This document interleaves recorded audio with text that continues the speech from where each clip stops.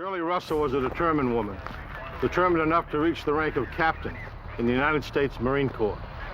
When this decorated officer turned up missing, her colleagues refused to believe she'd gone AWOL. It was unclear whether Captain Shirley Russell was dead or alive. In 1989, a decorated Marine Corps captain vanished from her quarters at Quantico, Virginia, without a trace. Shirley Gibbs Russell was a rising officer, respected by her peers, known for her discipline and dedication. She was the kind of person who followed the rules, never missed a report, and had a perfect record in the Marines. Yet one day, she simply disappeared, leaving behind unanswered questions and a growing sense of dread among colleagues and family. Shirley had recently ended her marriage to Robert Russell.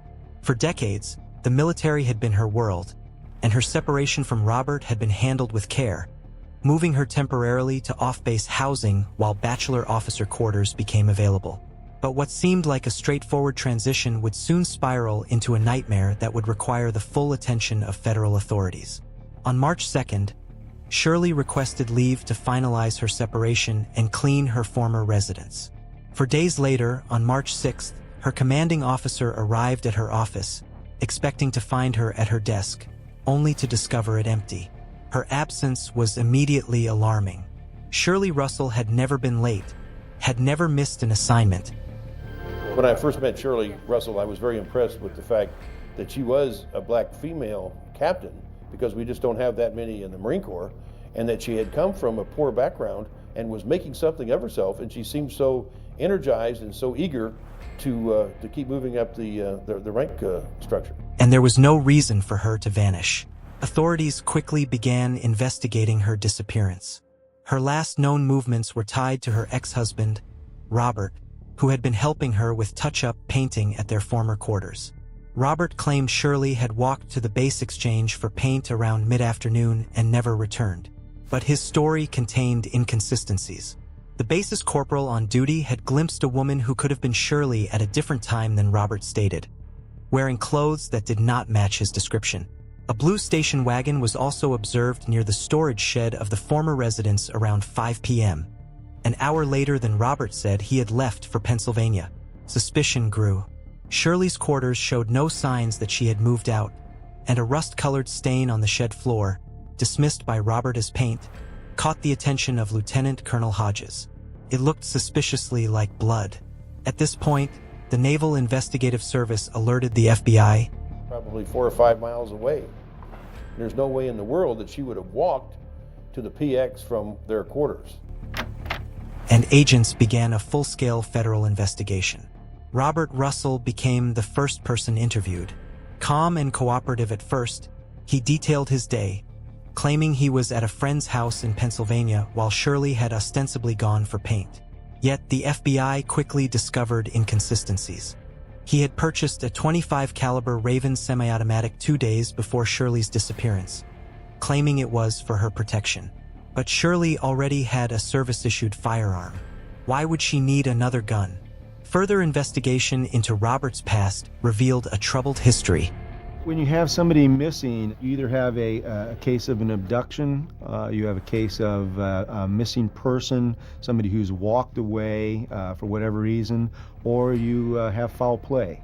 So the initial investigation that the FBI was involved in ran all 3 of those investigative lines. He had been discharged from the Marines for dereliction of duty and fraud, losing both his rank and reputation.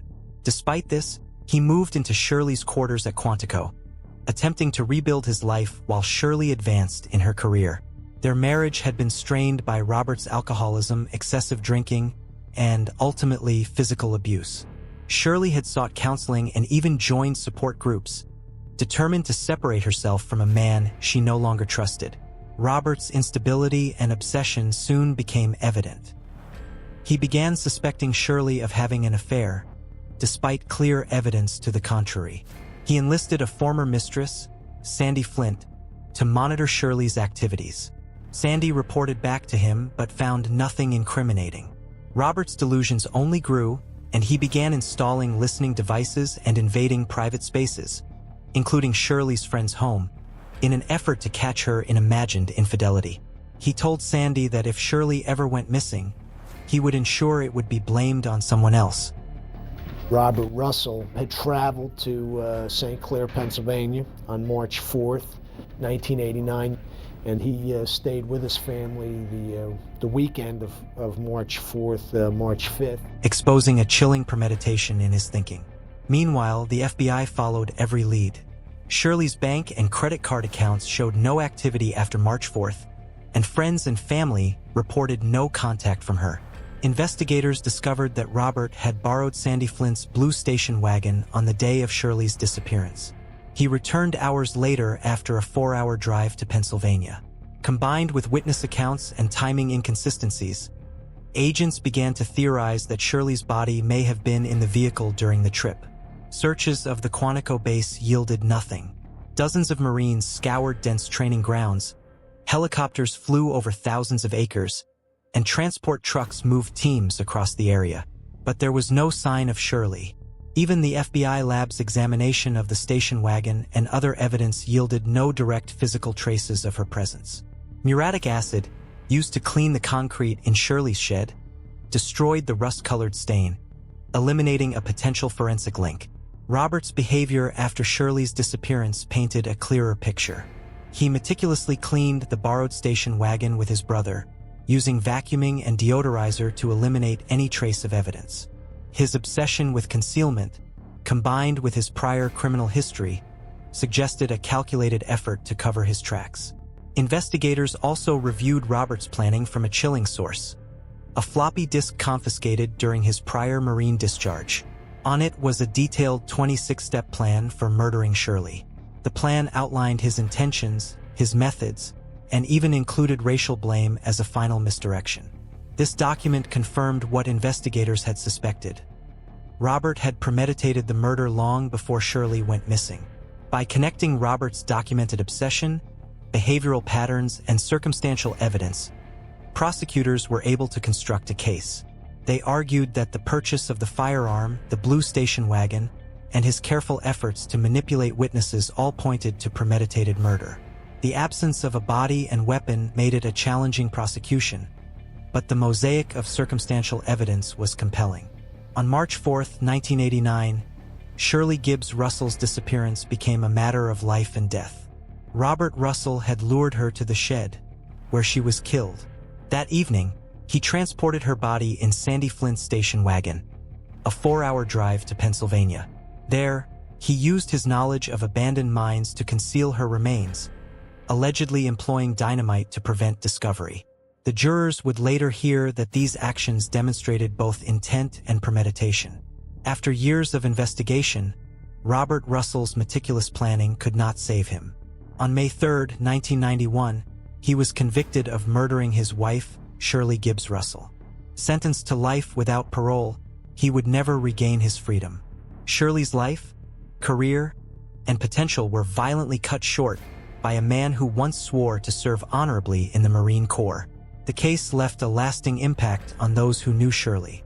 Her colleagues at Quantico mourned her as if they had lost a family member. We didn't have a body, we didn't have eyewitnesses, we didn't have weapon, and it just took a tremendous amount of investigative skill and effort to put the pieces together, to go out and search out the leads, tremendous amount of hours and energy that these FBI agents took to gather the evidence. The investigation itself highlighted the complexity of relying solely on circumstantial evidence in the absence of a body or weapon, pushing federal prosecutors to assemble a complete picture from behavior, testimony, and forensic clues. Shirley Gibbs Russell's story is a haunting reminder of how quickly trust and routine can unravel, and how obsession can turn deadly. A decorated officer, a dedicated Marine, a woman of discipline and courage, her life ended at the hands of someone who once shared it, leaving behind a cautionary tale of control, premeditation, and the lengths a determined killer will go to cover his crimes. Her legacy, however, is not only one of tragedy. The meticulous work of the FBI, Naval Investigative Service, and her fellow Marines ensured that justice was ultimately served. Robert Russell's downfall underscores the importance of persistence, forensic ingenuity, and the careful piecing together of circumstantial evidence to reveal the truth. Even decades later, Shirley's story continues to resonate. Her disappearance and murder remind us of the fragility of life, the dangers of obsession, and the courage of those who pursue justice against overwhelming odds. Captain Shirley Gibbs Russell's name endures as a symbol of dedication, service, and the relentless pursuit of justice, even when faced with darkness in its most calculated form.